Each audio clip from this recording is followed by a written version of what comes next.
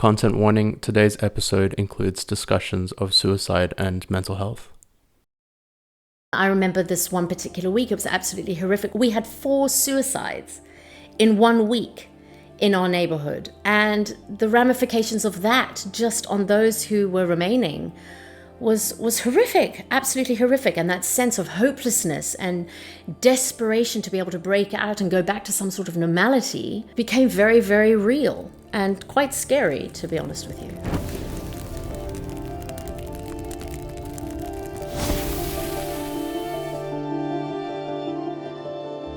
What does this 25% increase in depression and anxiety look like to you in your personal life? Like, have you felt this prevalence? Yes. I know during COVID, I witnessed it firsthand just through my own coaching clients, which was horrific. You know, we went from meeting face to face for our appointments together to now having to meet online.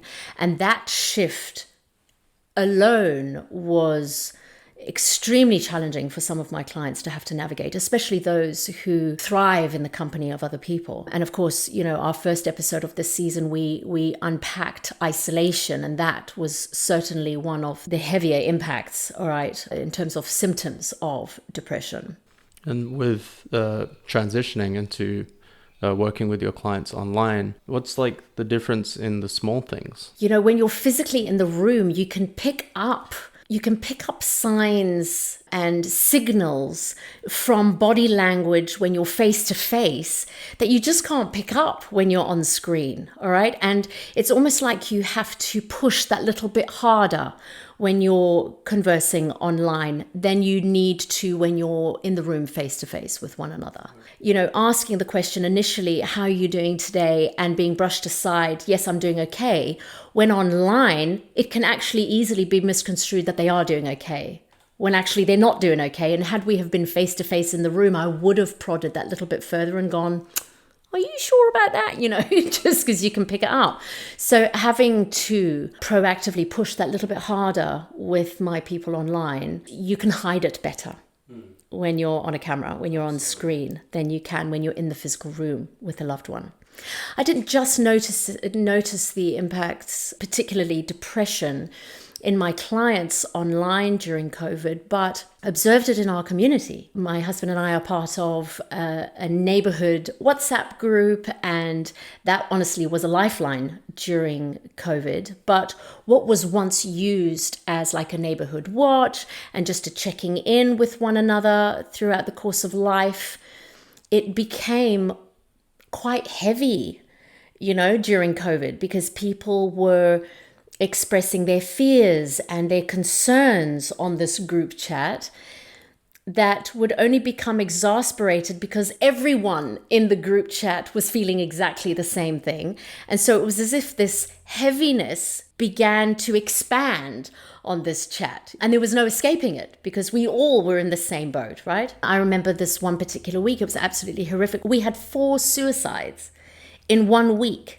in our neighborhood, and the ramifications of that just on those who were remaining was horrific, absolutely horrific. And that sense of hopelessness and desperation to be able to break out and go back to some sort of normality became very, very real and quite scary, to be honest with you. What was it like navigating that?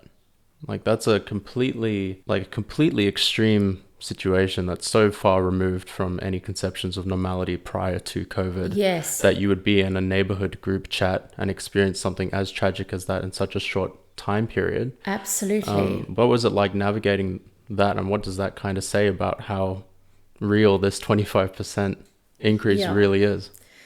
Look, I think because I'm a coach and, you know, my sole focus is to help people navigate those challenging, difficult situations and bring about change, I was faced with the challenge of feeling fearful and insecure myself, but ensuring that I wasn't portraying that and adding to the heaviness within the chat already that was already very prevalent, and having to be that one person, you know, that one voice who's maybe a little bit too optimistic and maybe irritatingly so, but purposefully to bring about a shift in the mindset, or even just a little bit of relief in that moment for people on the other end. Because when your WhatsApp is pinging and it's negativity, negativity, negativity, negativity, it's that saying, the dog you feed is the dog that grows, right? So if that's what you're surrounded by 24/7, then of course it's going to impact then internally on you, right? And the way that you're thinking and the way that you're functioning. So I found it was as if my function within that whole chat was really just to try and bring some sort of relief in the equation. Guys, just hang in there. This isn't going to be long. We are going to come out. Now, I know you know this, but Melbourne faced like 2 years of being in and out of lockdown. So my focus was always on, we've got another release coming shortly. How about we all get together? And so I actually ended up hosting this little high tea just for the women in our neighborhood, right in the thick of COVID and in between, one of our gaps of lockdown, so that all the girls could come together and we could just breathe together and have a good nibble and a cup of tea together and offload and just be in one another's company with the purpose of bringing some relief. Okay, so I think that for me was probably my biggest challenge was, look, yes, there's all this negativity around us, but let's face it, the difficult times in life don't last a lifetime. Okay, just remember that. There's ebbs and flows in life. There's highs and lows, all right? So always remember that the difficult seasons will come to an end. Winter does come to an end. Spring is around the corner. So it's building that resolve and that tenacity on the inside of you that, no, I'm going to get through this regardless of what it looks like right now. I am going to make it and things are going to be okay in the end, all right?